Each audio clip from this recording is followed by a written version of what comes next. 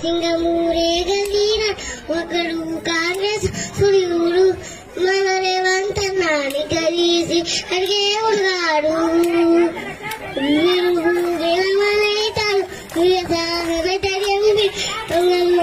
పడతాడు మన రేవంత్ అన్న పెద్ద ఇంటికి పండుతాడు